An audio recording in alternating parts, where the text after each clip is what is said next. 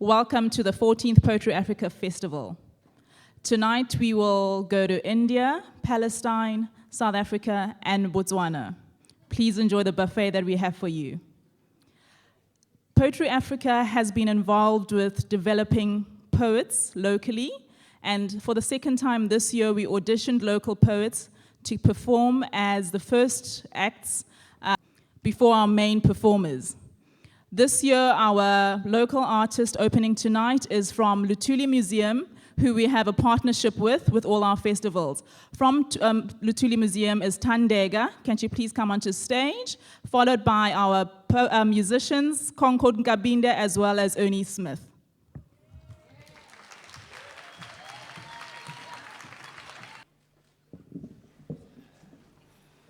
Hi. Okay, this piece is called Dealing and Dicing. It all started as a hobby that got us fame, from fame to being behind a frame. Once we got out, our expertise increased from armed robbery to burglary. The frame is where our path to gangster's paradise began. At the age of 18, I became a wife to Mr. Khumalo, aka General, who during the day was my mentor, taught me to wind my watch and pleasure myself as if I was in Madagascar, be a feared black man within the cells. Some pray to a god, but I to my gun. Prison is the reason. Prison is the reason. Yes, prison is the reason that I'm HIV positive.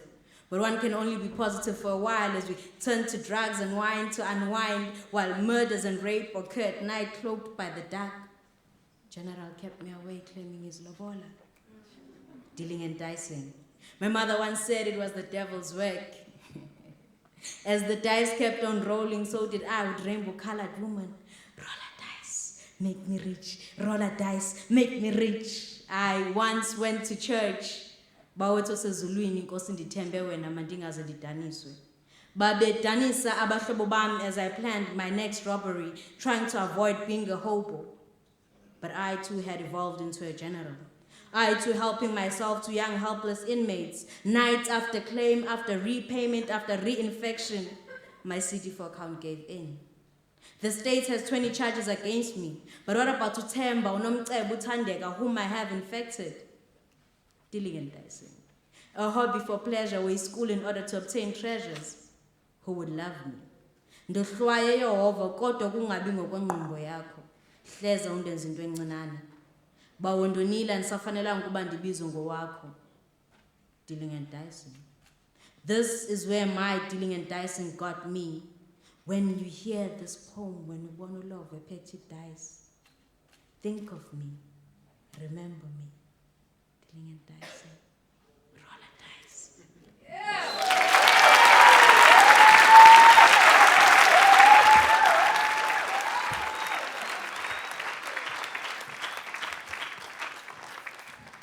Next up, we will have Dropknock, Olo, Concord Nkabinde, and Ernie Smith. One of our musicians was not able to make it. Eric Paliani, unfortunately, was not able to make it, but he'll be joining us the rest of the week. Thank you.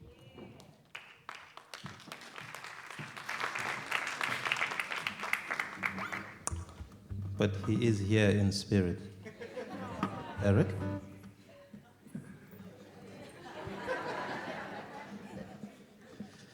Good evening. South Africa at the moment doesn't have a very good reputation in the rest of the continent. And whenever we get an opportunity to reach out and indicate that we are part of Africa too, we use that opportunity. So tonight we want to do a song from East Africa. It has become a soundtrack for East Africa, and I think you will recognize it.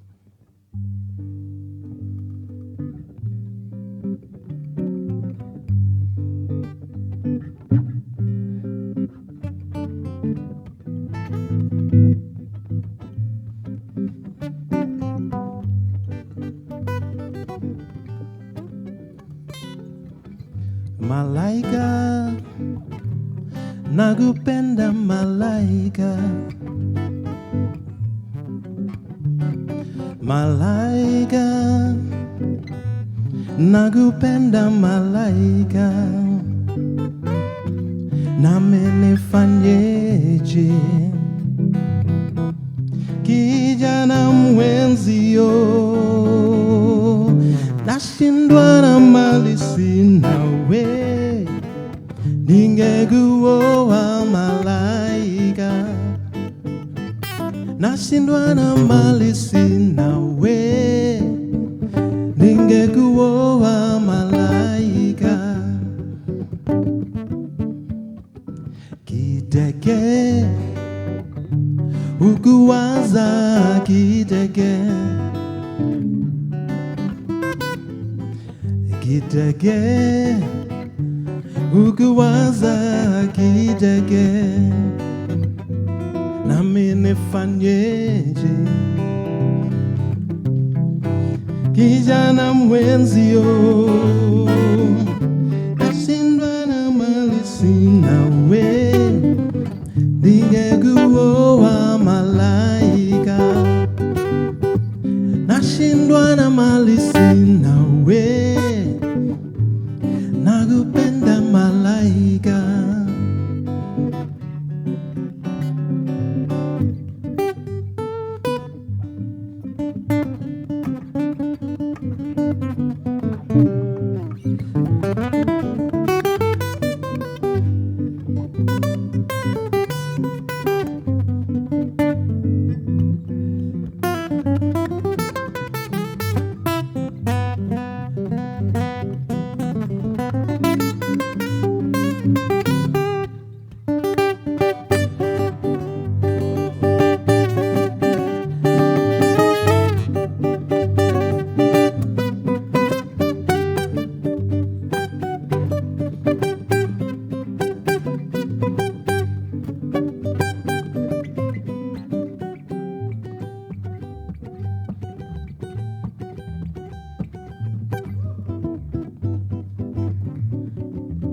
Annie Smith on guitar.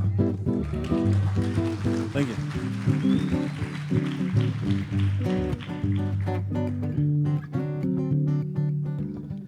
Pesa zasumbua roho yangu, pesa zasumbua roho yangu, nami nifanyeje? Kijana mwenzio, nashindwa na mali sinawe, ningekuoa malaika. Nashindwa na mali sinawe, nakupenda malaika. How I love you, my angel, ndiyakutanda malaika, nakuranza malaika, nakupenda malaika. How I love you, my angel.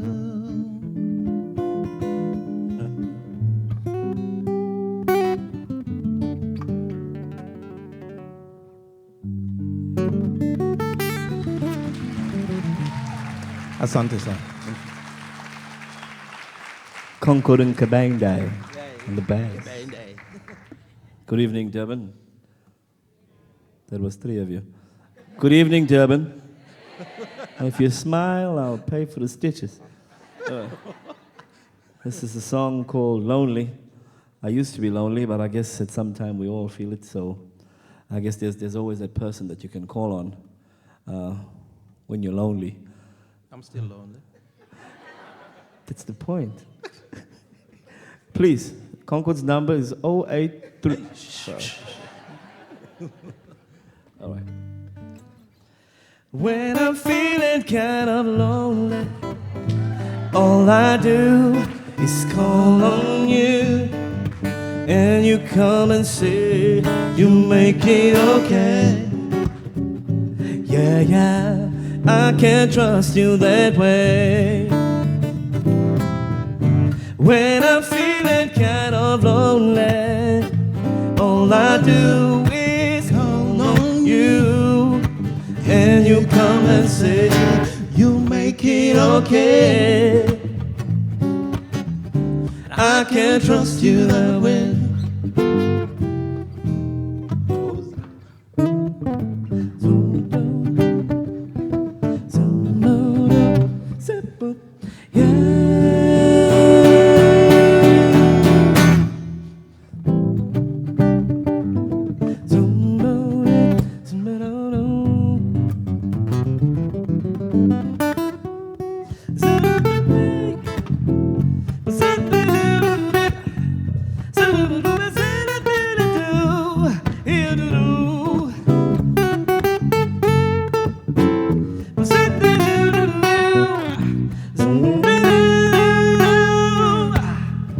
When I'm feeling kind of lonely, all I do is call on you, and you come and say you make it okay.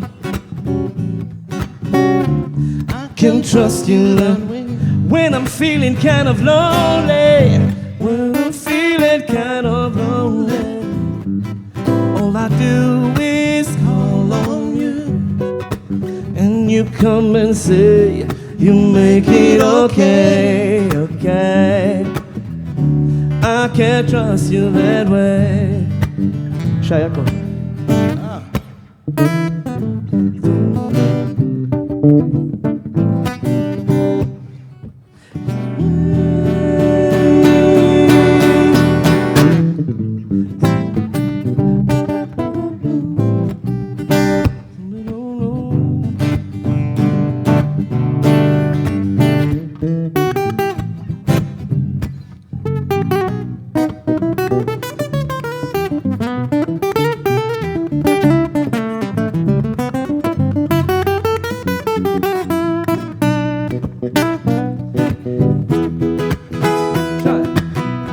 When I'm feeling kind of lonely, all I do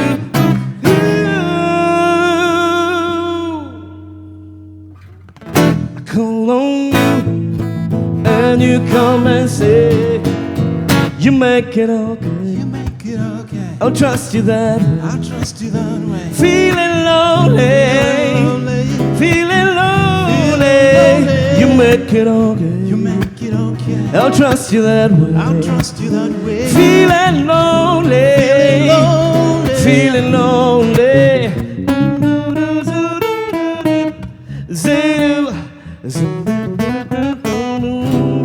Are you with us tonight? Come on, let me hear you say, feeling lonely, feeling lonely, feeling lonely, feeling lonely, feeling lonely.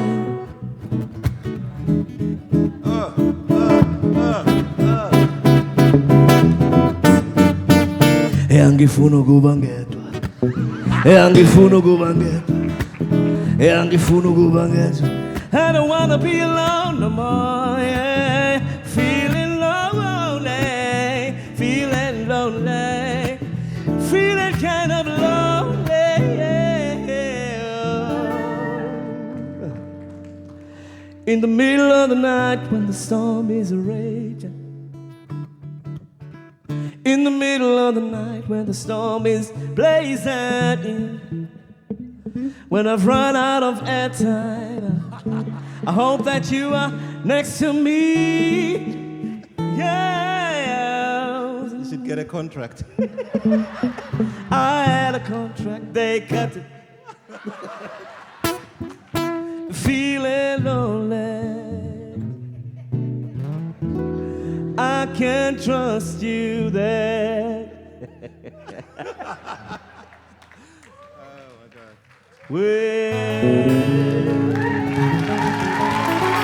Thank you so much.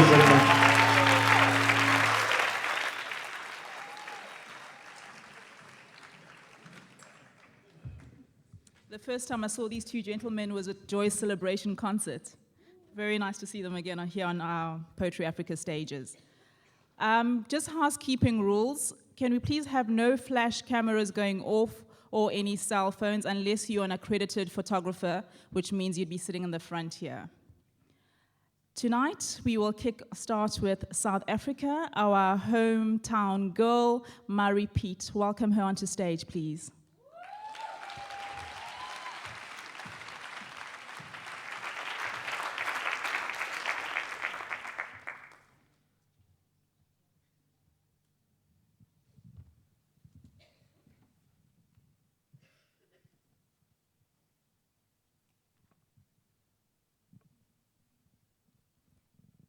Amatis, the Median princess, pined for her native land, which was green and lush, after she married King Nebuchadnezzar and moved to the desert.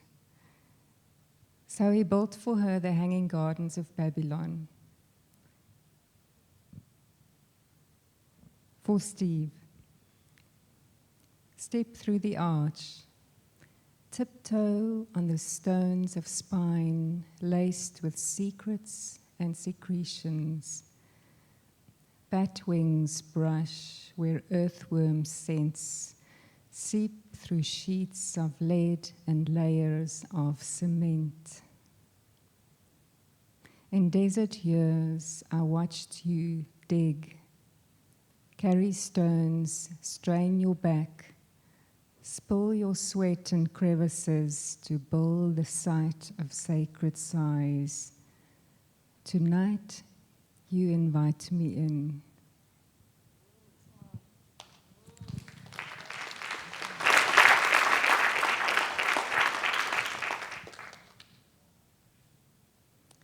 During the project, women artists and poets advocate children's rights.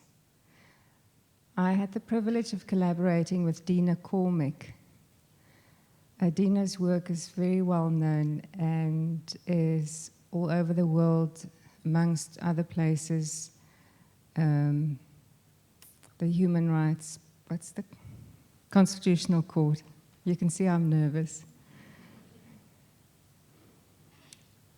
And Dina and I discussed how we were going to start and met in various gardens. And I went to her studio, which is filled with fragrant wood. And we decided she would initiate an artwork to which I would respond with a poem. I responded with Emoyeni, meaning spirit or breath. She rose at dawn to catch a train. Stampedes along, smoking buses, screeching brakes and bullet holes. In a sewage ditch she hears a cry. Amadumbi ankles stop. Aching back bends low. Banana fingers brush aside fermenting fruit, syringes and Coke cans. She scoops him with the willow branches of her arms. Toes sink into clay belly. He climbs her contours for birds' eggs in hollows of her nest, soft places to sleep between her breasts. He smells the sour breeze of milk upon her breath.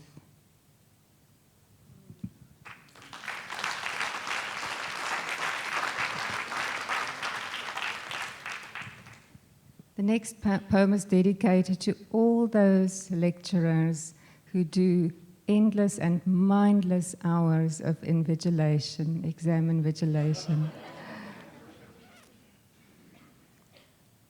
There is also a second dedication, but I'll tell you afterwards, else it's a giveaway.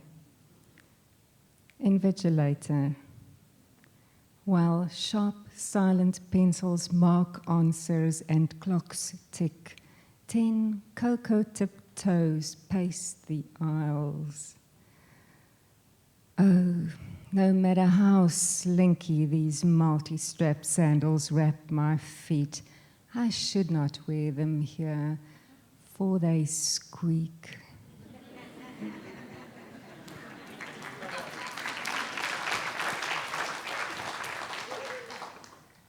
By the way, it's also for my daughter Megan and all the other women shoe fetishists in the audience. Any girls who love shoes?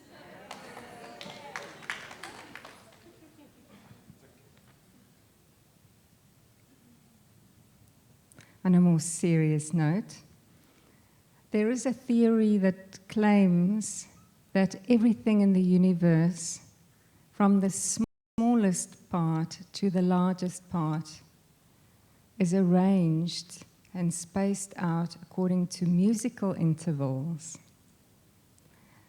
I discovered this when I bought my Tibetan singing bowl and I started reading up on singing bowls. So this poem is for all the musicians in the audience. Dawn Concert. Galaxies arrange themselves in divine proportioned intervals and semitones.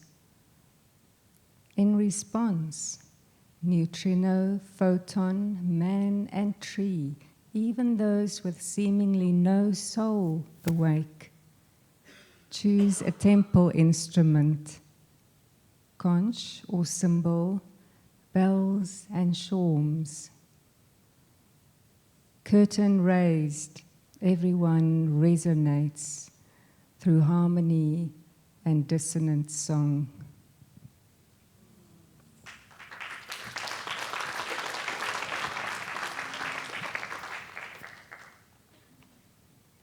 Isis says,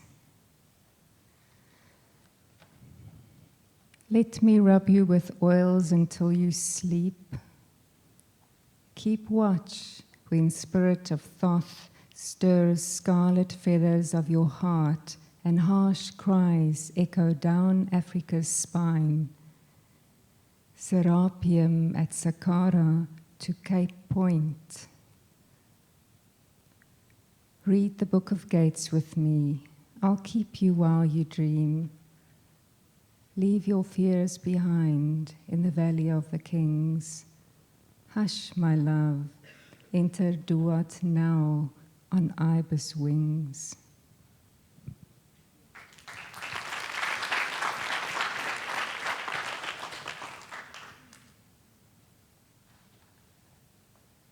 Dear Diary, it's winter. The sky here has no color. The trees wear wrinkled skins, grey beards. In morning mist, breathing students cross bridges, crowd into tea rooms and pubs at noon. Soup smells, stew, and cigarettes rise from chimneys. At night, ancient monks whisper in shadows, spired and arched. Trinity Christs, keys or kings, and you cycle home, tires crunching in the frost. Dear Diary, dis winter. Hier is die lug kleurloos en die bome dra ou mens vel met mosbaarde aan elmboog en oksel. Studente maak wolkasems as hulle soggens oor Brûe dorp te loop. Walms, sop, stew en sigarette stoom by skoorstene uit. En saans vir die asems van ou monnike oor jou nek, as jy deur die skadu's van toring of hek. Trinity Christs, keys or kings, jou fiets oor die krakende ryp, huis toe stoot.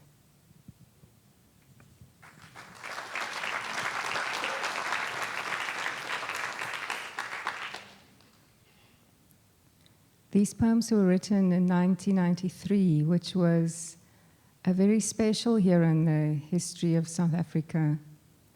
It was simultaneously exciting and I don't even have the words to describe it. A lot of tension building up. And This poem I wrote while living in England, where during the day everything was idyllic in the Cambridge environment. And at night, nightmares carried me home. I wrote this poem after the news of the murder of Chris Hani. North and south. The sun has touched the leaves, soft dipped brush. September days shrink here, inch by inch. I sip morning tea by the window with a Mad Hatter and a mouse. Scrunch the first leaves beneath my socks. Sense signals from chimneys above. In the south, trees blossom, bodies burn in streets, tears of a mock turtle. Spring rains down on those who beseech and pray for wonderlands where words come true.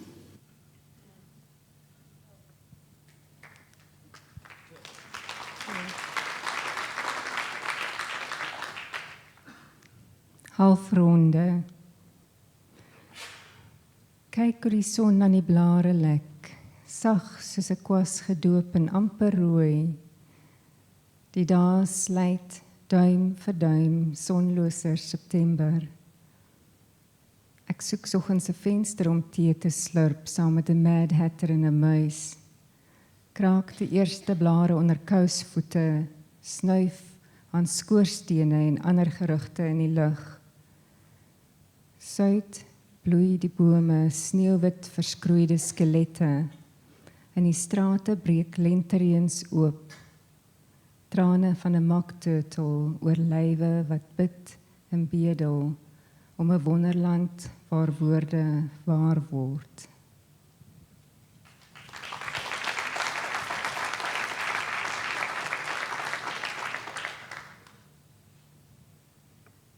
I wrote the next poem on the day that a close friend of mine gave birth through a cesarean section to a baby girl. And on the same day, one of our favorite aunts died in her sleep of old age. Thin membrane. While a scalpel slides over your mom's belly, a favorite aunt dies in her sleep today. As you two slip past each other through the thin membrane, bodies wrinkled, eyelids lucid, eternity distills in an autumn day. Listen with a deep ear in your chest, as Rumi would say, how doors and gateways open and close in the infinite maze. Welcome, Kay.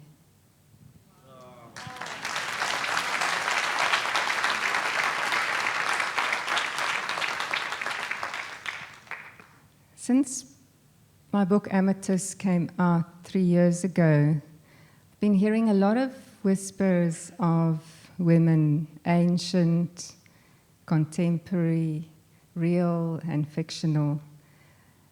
And one of the whispers I've been hearing in the last few weeks is a dialogue between an avatar and an ancient self.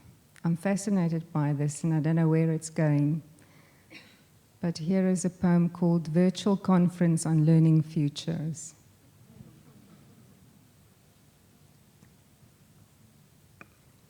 "30 degrees south and steaming heat.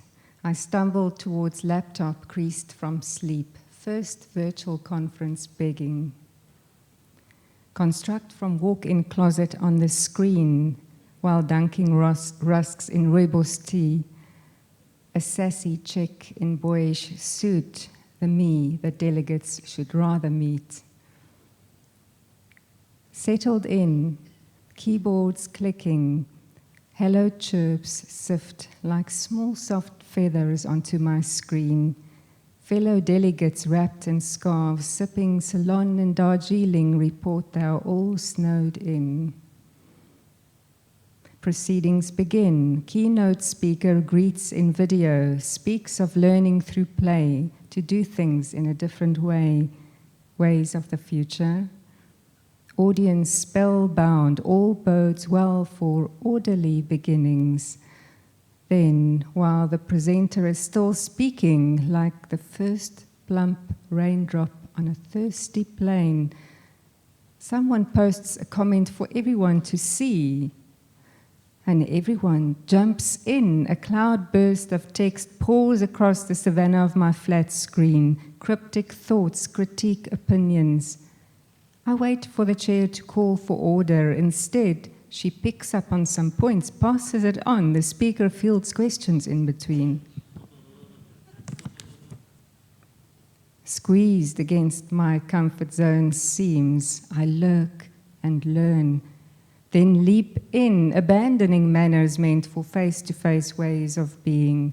Download, read, text furiously, field emails, welcome an unexpected guest at the door, dash to the corner store, do a few chores, soothe a child on my lap, blog a few lines, keep my boss happy, feed a family and the cats, upload pics to PhotoStream, Twitter in between. Lost in layers of learning, new ways of being. 8 days later, at close of proceedings, time is announced for conference dinner. Bandwidth kaput, multitasked out. I sip solo sundowners south, swat mosquitoes in the breeze of mangoes and sea. North, delegates settle snug under eiderdown, while somewhere in the cyber sky, their avatars in Second Life stilettos dance and play the night away.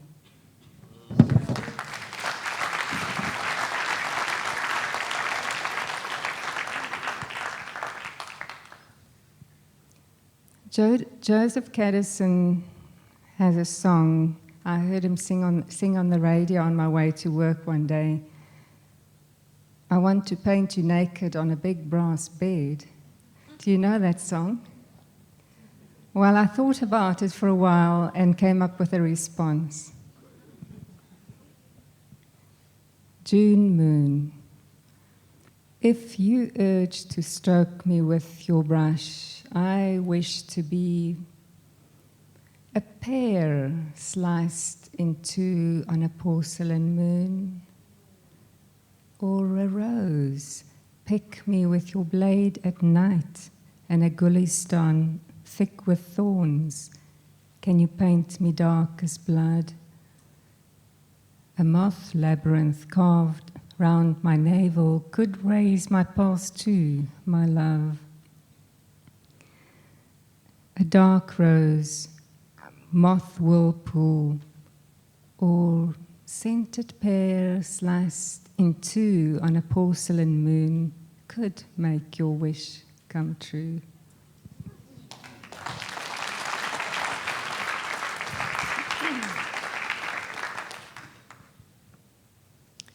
Another street poem.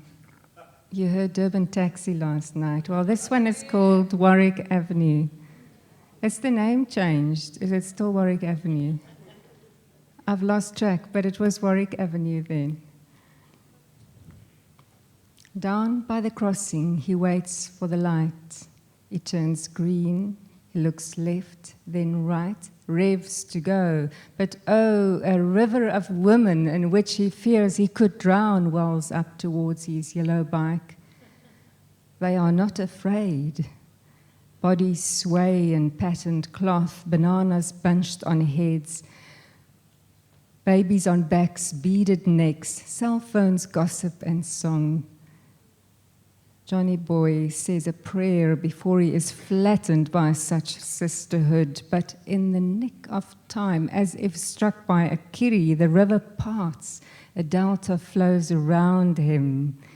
His fear dissolves in smells of soap, ginger root and love on balmy nights.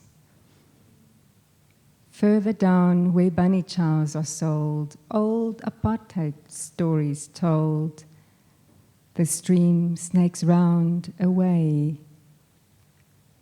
Johnny Boy blinks revs his bike. The light turns red again.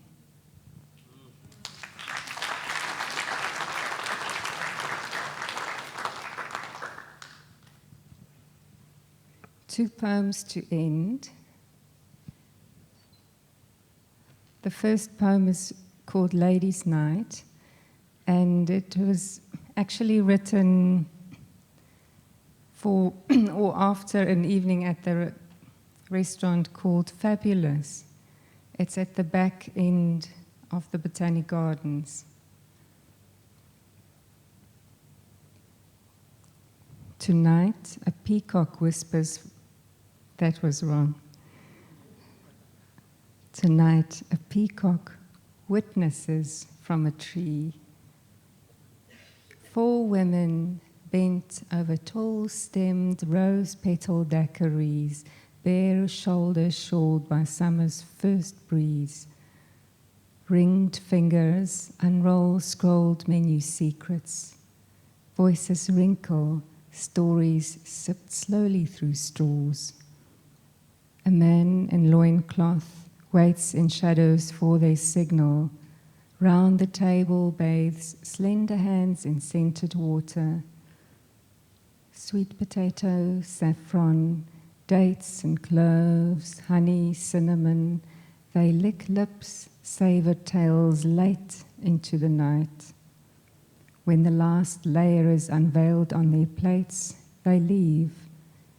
Cheekbones sprinkled in lacy light scream confetti. The owner waves from a silky room ringed by sleepy maidens puffing hubbly bubblies. In the dark street, they kiss twice, balanced on stilettos. Each alone drives slowly home to vaccinations, adoptions, divorce, miscarriage, menopause. Back in the hallway, multiplied in mosaic mirrors, a peacock guards 4 women's 40-something dreams.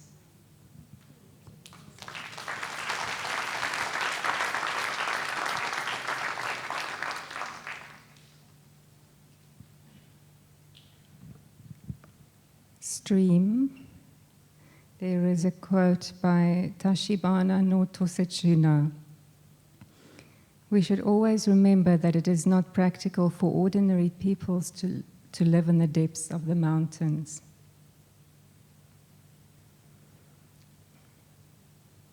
Let your eye travel between cornerstone and infinite space, white pebbles flanked by mandarin and cherry trees. From a boat on a pond, follow the teaching of chimes, moss paper, rice paper with grass mats. That was wrong. I've messed it up now. Everybody has license to make a mistake. Okay. Let your eye travel between cornerstone and infinite space. White pebbles flanked by mandarin and cherry trees. From a boat on the pond, follow the teaching of chimes. Moss temple with grass mats and rice paper screens. The moment a hiker in the forest dreams of a shrine, gravel waves ripple, and without sound, stones tumble down. Thank you.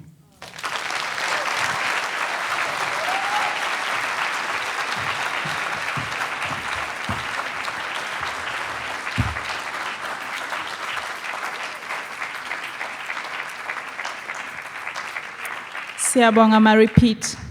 The next poet was on tour with us from Cape Town to Zimbabwe, as well as Blantyre, Malawi.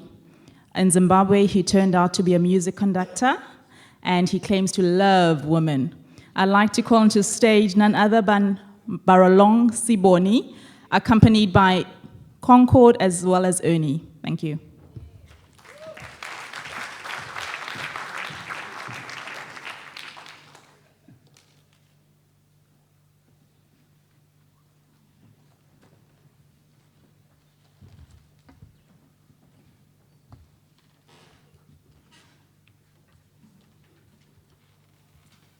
Dumelang.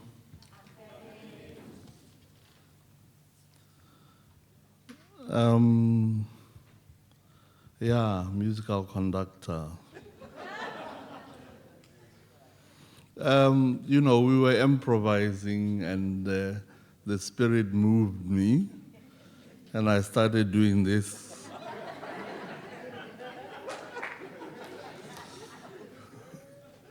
So, you know, they'll just, you know, when the spirit moves them, they'll do something and I'll just stand here and mind my own business. Yeah, I'm gonna move from loving women to talking about children and grandmothers and so on and so forth. This one is called Street Kids. The little story behind it is that this was a new phenomenon for us in the 80s in Botswana. All of a sudden, there were these children who didn't go home when the sun went down.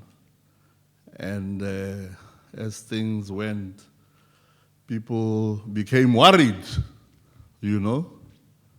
And it was found that these kids had nowhere to go.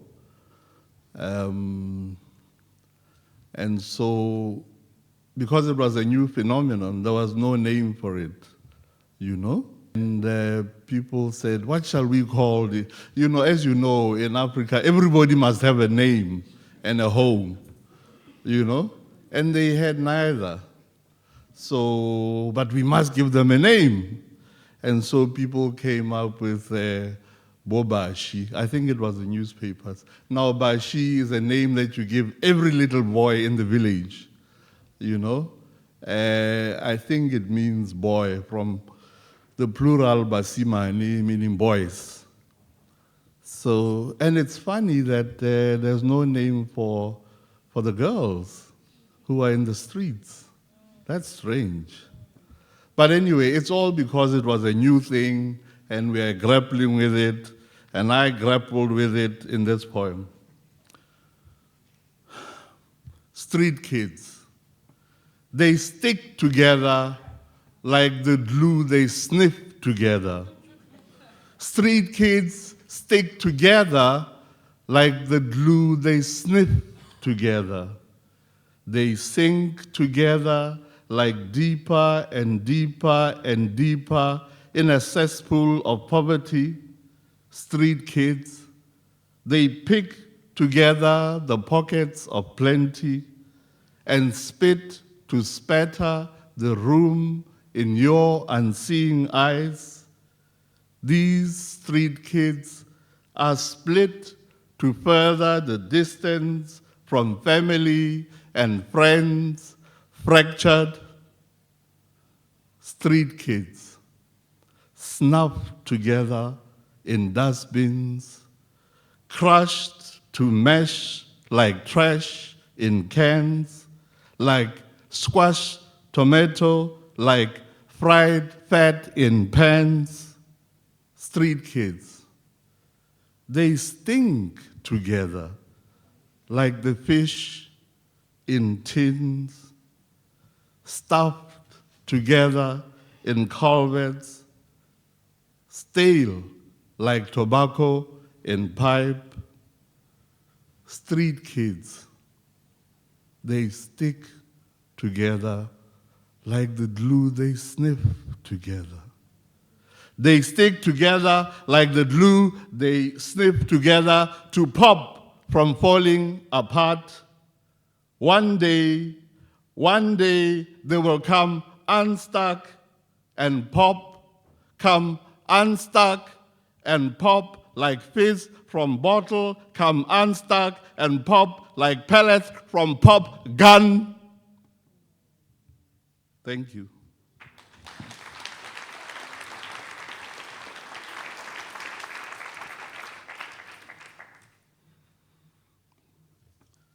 Yeah, children.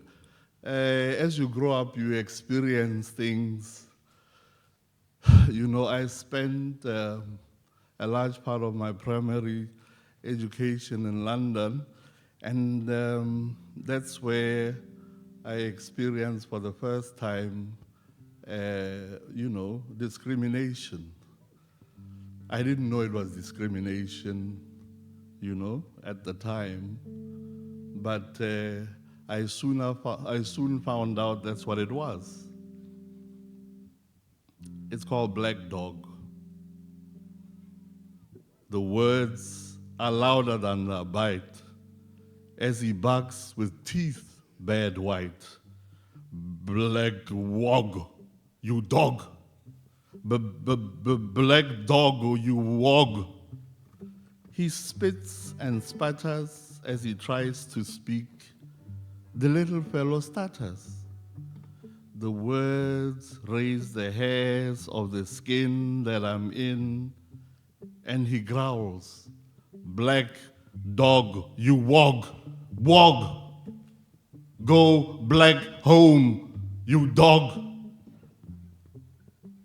I do not bite, and I am not the hound, but it is obvious who should be bound. Black dog I'm not, but my blackness dogs him till he foams at the mouth.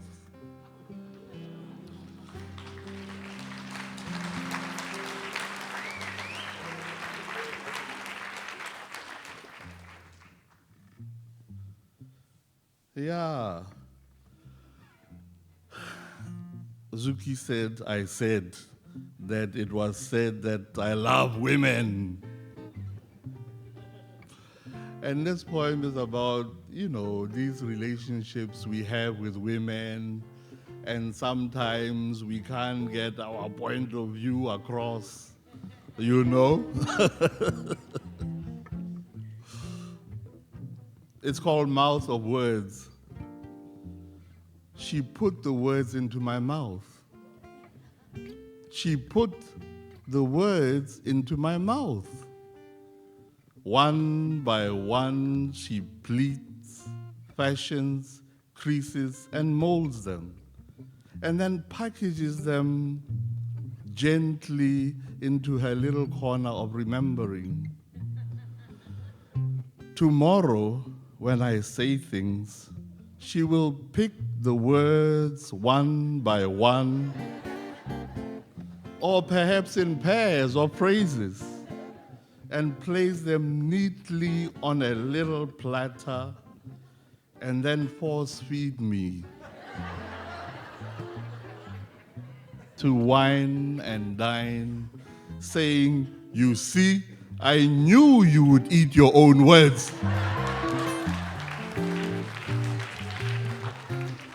But I have a plan. I'm the man with a plan. I have a plan.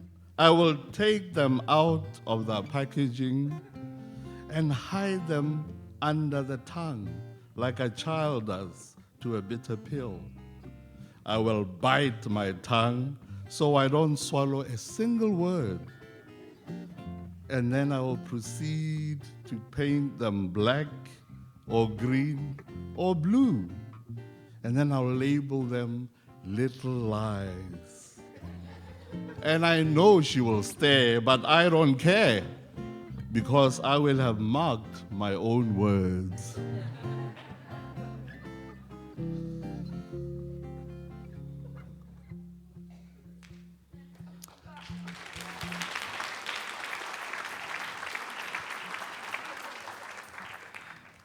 I love older women the most. I love older women. This one is from my grandmother. I bet you thought I meant other older women who have lots of money. But this one has lots of...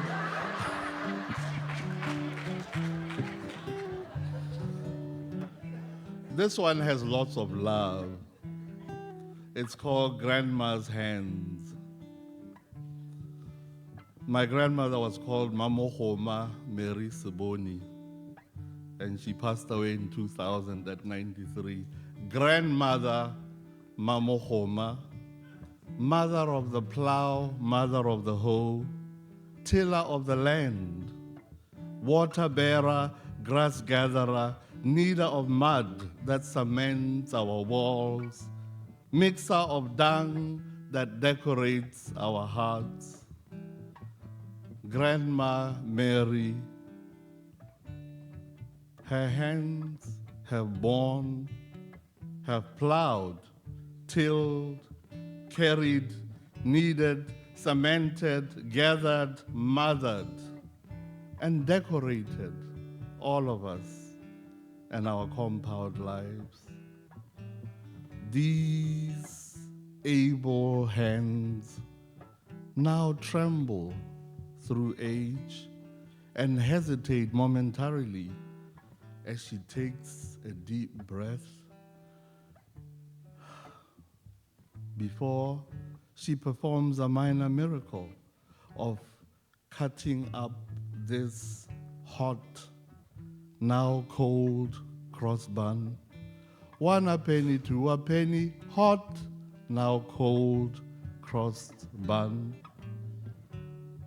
And she shares it amongst her clan of grand and great-grandchildren gathered there before her this hot Sunday evening that has nothing to do with Easter, but has a lot to do with feeding multitudes before supping on her last meal.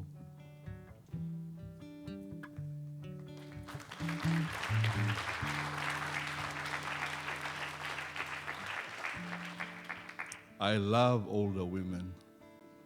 This one is from my other grandmother on my mother's side. In fact, she was my great-grandmother, but we just grew up calling her, grandmother and so on, because there's no concept of a great-grandmother in Setswana. Footprints is what it's called.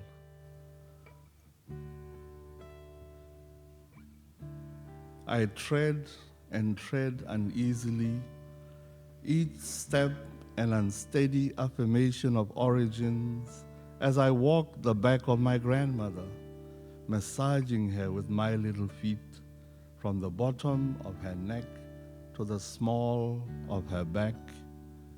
I walk and walk until my feet are warm and strong enough to join the others on the rocky road to school. I can still feel her warm blanket of skin. I can still hear her purring in relief under the light pressure of my massaging feet. Under her blanket of skin, I connect with the archaeology of her ribs and spine, the bone vault that protects her heart, the bank that preserves her moral posture. But she has since taken the winding path deep into the valley of Mputsana, walking in her unshod feet. She has left footprints in my soul, which are impressed in my mind. Her feet are walking and walking as I walk and walked across her body into her heart, leaving prints on which my children are sure to tread.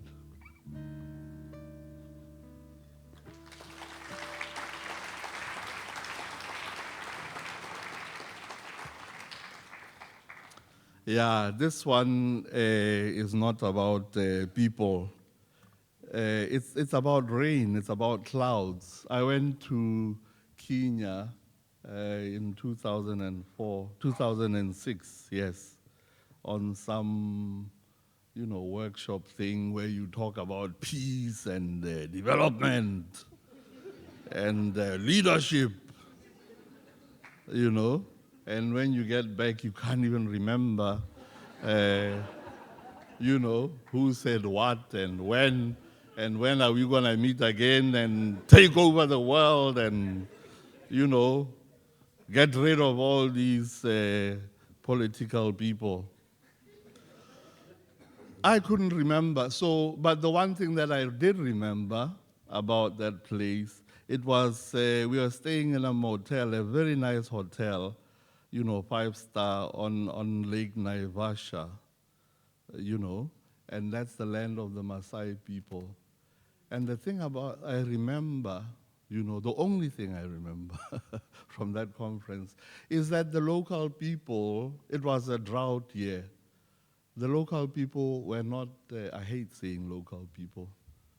The Maasai people in that area were not allowed to get water from the lake because they would be trespassing on the land of these people who owns the hotels where we were talking about development and leadership and all those things, The cattle could not go and drink because they would be trespassing on the land of the people who owned these hotels. Anyway, that's what I remember. And in my remembering, I thought, instead of talking about leadership and development and what have you, why can't we just talk about rain, man, Just talk about rain and talk to the clouds to bring rain, They used to do it in the old days. So this poem is called Talk to the Clouds, dedicated to the Maasai people of Lake Naivasha. Let's gather the clouds together and talk to them about the culture of rain. Let's move them into tears and allay their fears. Let's convince them to adopt a common strain. Yes, let's confer with these clouds and remove the veil of doubt that prevents them from hearing our cry. Let's summon these various clouds to a cozy corner of an accommodative sky. Aha, here comes cumulonimbus. So glad she could be with us. Let's cumulate to her sense of cumulus before she was married to Nimbus. Perhaps we can even caress her nimbly, or just talk to her simply, or for her to incubate some of that rain and relieve us all of the cumulative strain. Let's strategize and improvise. Let's coax these clouds into rain, make them see some sense concerning the economic recompense of tourist resorts fed by rain. We must cajole these clouds. We must cajole these clouds that we all stand to gain if they contribute to the national industry and could just manufacture some rain. It's about development, you see. Plus, they will be saving us some misery. Now, here's my point of view. We may confront them squarely or even rebuke them roundly and say to them, your coyness, lady, will not do. Do us all proud and confront this ogre called the drought. Yes, we must converse with the clouds. We must convince them to do us proud. Surely they will open up their hearts to relieve us from the torrents of pain that flood these dry plains, ravishing the land, rendering it bare in parts. Let's get serious with the serious. We must gather the clouds together, ask them to develop a culture of rain, for we can no longer drink this drought. We can no longer feed the devouring drought of the Masai Mara with our cattle and our children. Thank you.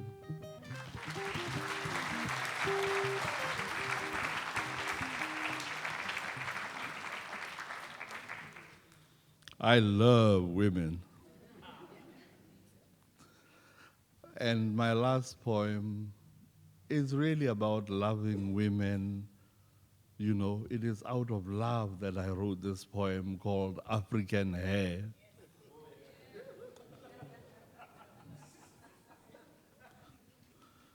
The roots of our history are planted in our African hair. The big, bold afros of the 70s, strong, powerful, confident, greeting the sky like a clenched fist, defined in their stride, bobbing from side to side. The kinky close shaves of the first African slaves, sweating their way across the salty seas in strange ships, bald heads bare like broken backs, split, spliced by the whip, red like an open watermelon. Then came the liberated heads of emancipated dreads, skanking to the reggae beat, flashed in black and green and red, reclaiming souls that were sold. Through our African hair lives our culture and our landscape, the geography of our African spaces, the peopling of rural and urban places. The kinky curls, dry like beans, are like the open bushes, sparse, scattered across the desert to withstand the harshest seasons. This is the this is the Kalahari mop, with very little on top to stop the sizzling of the sun. Our African hair, so brittle, so fragile, is like the dry moretwa sticks and the hard brown berries, so little. And up north, beyond the Sahara, their heads are not like ours in the savannah. The women have flowing strands, black like the darkest wintry night, long and sinuous like the Nile that weaves through the many lands, the tropical forests, the rich soils, and the barren sands. But now, in this new age, I fear, and openly have to declare that we must really conserve our endangered, our polluted African hair. It is immersed in oils of all sorts. It is steamed, creamed, preened, like plastic goods, glossy and sheened. Our African kinky curls have straightened and unfurled like ropes and strings, and sometimes they look like they'll take off on their own wings. We must preserve our African heritage. We must preserve our African heritage by conserving and protecting our hair, because in every little black curl and every little black strand is rooted our African world, our very African brand. Thank you.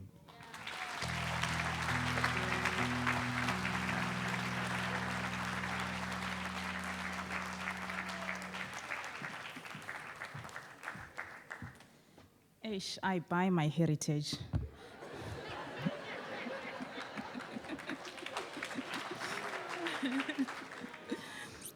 Next from Africa, we go to India. This lady, whose name means the start of summer, has 5,000 friends on Facebook. I couldn't even befriend her. So I'm glad she came through to South Africa, and please welcome onto stage Meena Kandasamy.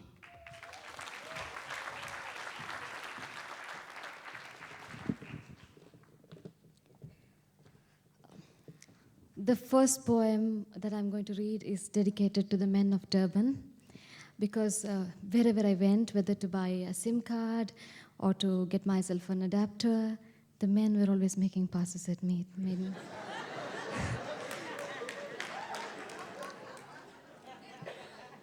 Okay. Lines addressed to a warrior. Come, colonize me. Creep into the hollows of my landscape. My eyes click clock, no more the drawing of the gates. Set up your home, your office, the writing desk, and the trading post. Ignore the sand brown of my skin. A willing blind, I'll never know black from white. Take me and talk of your finer finish, stunned I yield, so script your stories here. Invade this inner space. Adjust the pace and pulse of your marching armies and house your machine guns, its manuals. Populate me with anthems, the songs of wrath and those of war. Draft words that echo of gunfire to accompany my lone dance of submission. Capture every territory. Fill up all my blank skin to resound with the strike of scimitars, the sadness of success. Have all your battles, lost or won, chronicled across my line of down.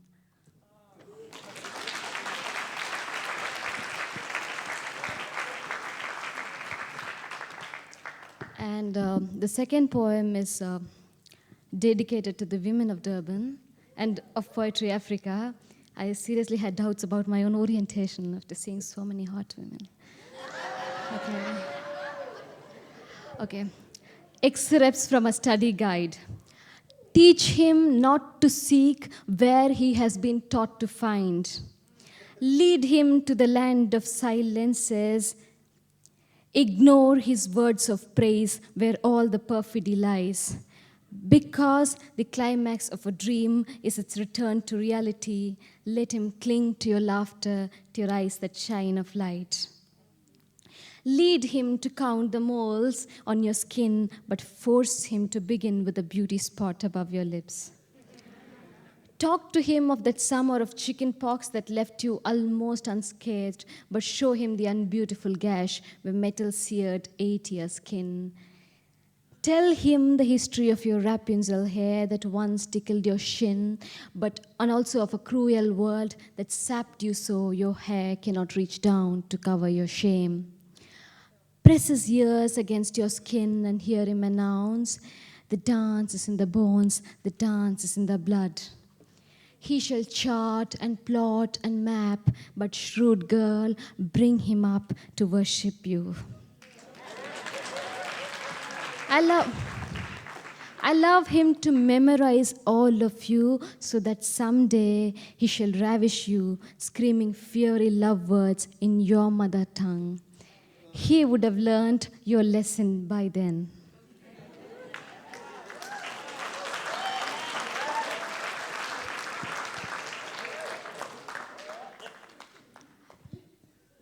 Storming in teacups. A cup of tea is not a cup of tea when you make it at twilight just for him. Call it a love potion, liquid dreams, scented desire, wishes boiled to a blend. 3 cardamom pods, the dried Darjeeling leaves, milk and pearl white cream simmering to a syrup to be filtered. As you sweat in its vapors and imagine how the tea tastes against his lips, his teeth, his tongue, and the pale pink insides of his throat. As you stir in the sugar and test a spoonful to see if it stings and soothes and stimulates the way you intended. As you pour it into his cup with eyes mirroring supernovas and study the desirable brown of the tea, an entire shade that fits exactly between the desert sand of your skin and the date palm of his, almost the color of your possible child.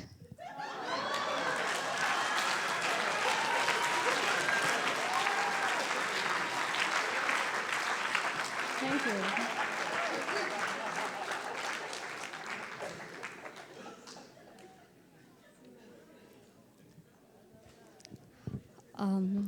Whispered intimacies. And I got your words today, I will have them painted tonight. Try to choose or take them all. Glitter on innocent raspberry lips that plead for touch, for closer communion, composition in coffee cream, blending with bitter chocolate worn on business days, ravenous red for fury animals in us, tamed by love in dying languages, colorless words invisible but everywhere, our love reserved for needy nights, love. Remember the rain and our fading words on lonely nights, drenching, drizzling, straying to a steady chatter or studied silence. Remember our whispered intimacies which still linger on lips. Remember that some words which once beheld promise now hold our bodies in motion.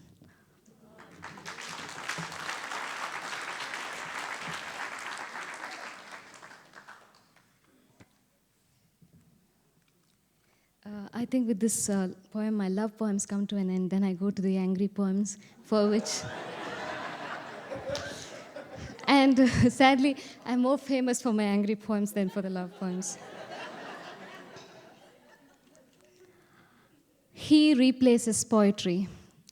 2 months into love, and today I turn into ore, hunting for words, tearing them out from soiled sheets of mind, or pinching them from the world like removing jade green flecks from tiger's eyes. And poetry refuses entry into my mirrored life that's bequeathed to him. I try the mad woman's antics. I have pulled my hair and bruised my thin wrists and bit the insides of my cheeks till they have bled a warm red soreness, and I have starved in arrogance to call the words home to me and thrown up to clear me of him. But he, strong, dark man, refuses to budge, give way, or take leave. My nights of savage tears have gone in search of needy shores, deserting me with the devil of a lover who sleeps half a dozen streams apart, and so have the words that once made me the sad, lone woman I was and pretended to be. I nod like a doll in breeze and reply in clawing tones, "This is happiness." I know I do not indulge in lies or delusion, but this is happiness. And happiness is a hollow world for fools to inhabit, where all the dreams eventually die by coming to life.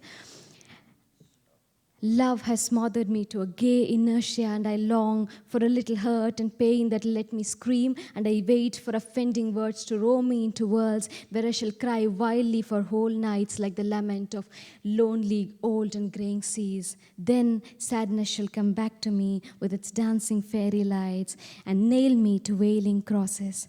Poetry, in the end, shall replace all of him.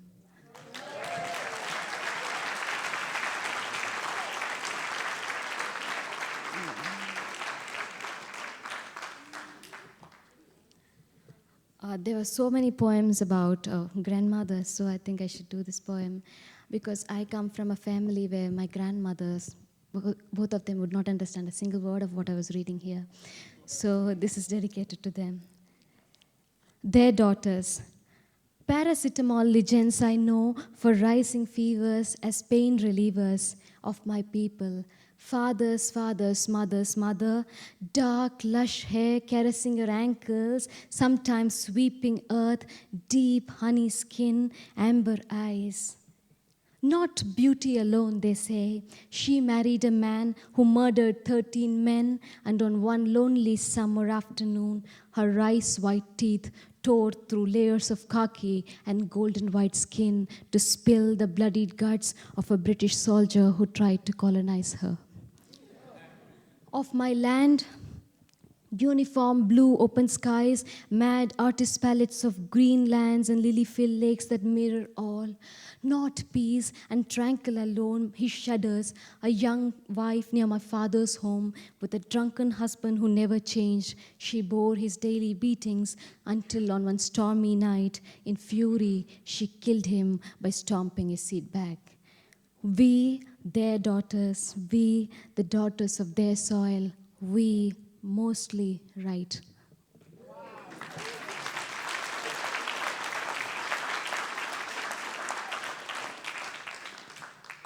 Now I'm going to test a few poems on you because these are part of my new collection called Miss Militancy. celestial celebrities, because they had established a reputation of being wild and unrestrained and indiscriminate when it came to men, because they never bothered who left sediments inside them, because they looked forward to going down whenever an opportunity presented itself, because they went dry when it started getting muggy and unpleasant, because they froze to frigidity in their beds when they were in the unlucky lands of those who had fallen out of favor, because they were rapid in youth, because they mellowed and became maternal when they got older, because they followed the jagged, moody course they chose for themselves, because they loved erasure and erosion, because they threw tantrums and triggered wars, because they lacked secrets and loved catfights, because they held the magic keys to the corridor of power, because they were fond of running off and running away. The rivers in my land bear the name of fallen women exiled from heaven when they were found too hot to handle.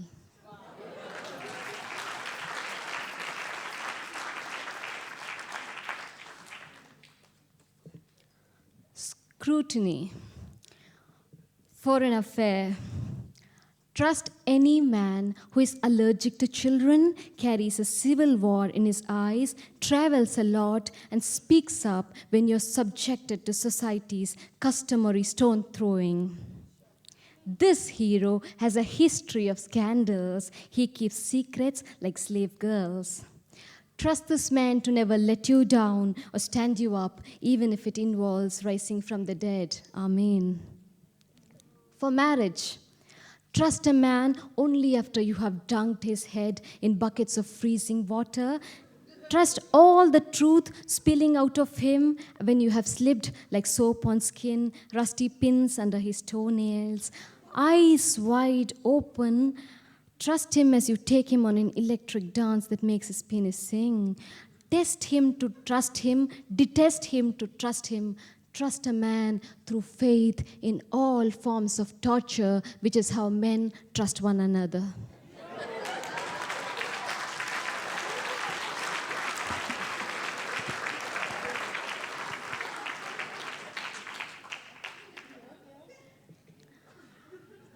Once my silence held you spellbound.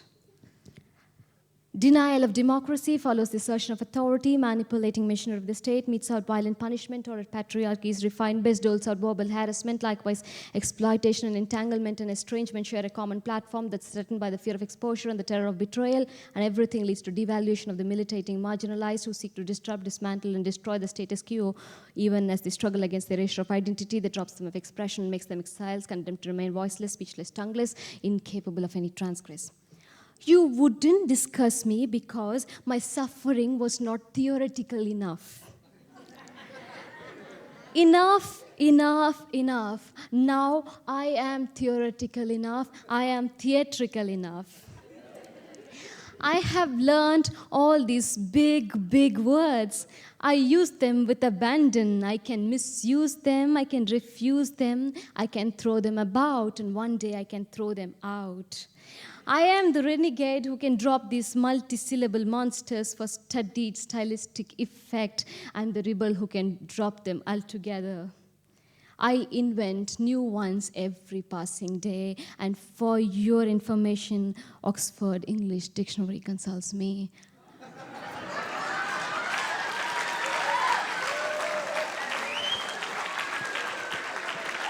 Oh. Roger's thesaurus finds it tough to stay updated, but because I use these bedeviling words the way you use me, does not mean I have stopped seething in anger, does not mean that I have stopped swearing.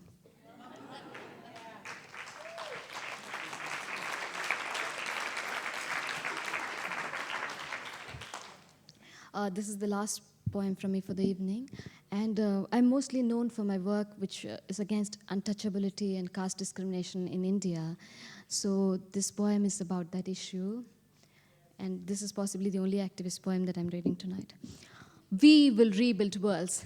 We will rebuild worlds from shards and remnants of Holocaust. Once impaled for our faith and trained to speak in voiceless whispers, we'll implore you to produce the list from hallowed memories of our people disgraced as outcasts, degraded as untouchable at 64 feet, and denied a life and a livelihood and done to death in so many ways. It would take an encyclopedia to describe and Steven Spielberg or some such guy to produce the special effects for a blockbuster version. Not just the stories of how you charred to death 44 of our men and women and children because they asked for handfuls of rice, electrocuted children to instant death because they played in your well, and other ghastly carnages, but the crimes of passion.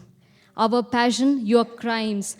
Poured poison and pesticide through the ears, nose, mouth, or hang them in public because a man and a woman dared to love, and you wanted to teach other boys and other girls the lessons of how to, whom to, when to, where to continue their caste lines. And we'll refresh your mind with other histories of how you brutally murdered and massacred our peoples with a smiling promise of heaven in the next birth, and in this, a peace that never belonged. We'll wipe away the shame of your smiles that appear and disappear like commercials on primetime TV, smiles that flash across Botoxed faces, smiles that crease plucked eyebrows, smiles that are pasted and plastered to your lips, smiles that sell yourself, smiles that seek to sell us into soulless worlds. We'll cinch the many skins you wear to the world, the skins you change at work, the skins called caste and the skins called race, the skins you mend once a week, the skin you bought at a sale, the skin you thought was yours, the filthy, rich, stinking skin you thought you could retain at bed. Shorn of style and a hypocrisy named sophistication, there would be nothing for you to do but gape at our combat gears. We will learn how to fight with the substantial spontaneity with which we first learned how to love. So now, upon a future time, there will be a revolution. It will begin in our red-hot dreams that surge, that scorch, that scald, that sizzle like lava, but never settle down, never pungently solidify. It will begin when the song in the sway of our hips will lead us to dance and sing and stand up straight, put up a pretty fight, redeem and reclaim the essence of earth. It will begin as our naked bodies held close together like hands in prayer, against each other like hands in prayer, set to defy the dares, the diktats, the years, the terms, the threats that set us apart.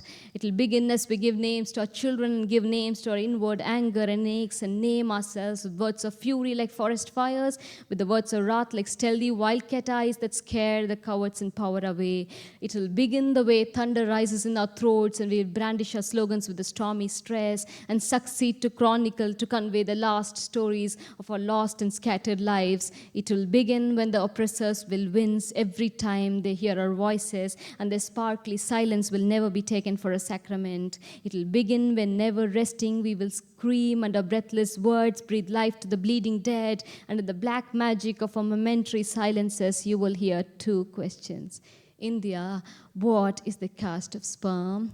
India, what is the cost of life? And the rest of our words will rush in the silenced earth like the rage of a river in first flood. It will begin that day when we will pay all that it takes for the dangerous price of love. Thank you.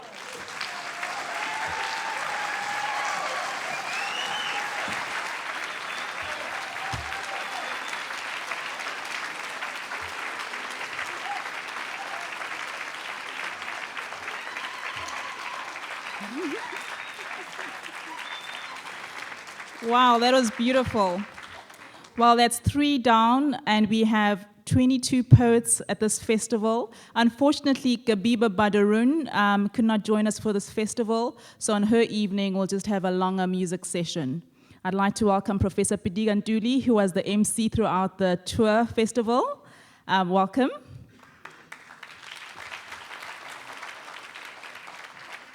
We missed him last night at the opening. We will now go on interval. We do have books, CDs, and DVDs of the poets here. Please do support them and purchase. We're also selling our beautiful Blue Poetry Africa t-shirts and program books. Tomorrow, can I please remind you that we will be launching Professor Pitiga Ntuli's book. The day after that, Jacobus Smallman's book, and then another book launch again on Friday.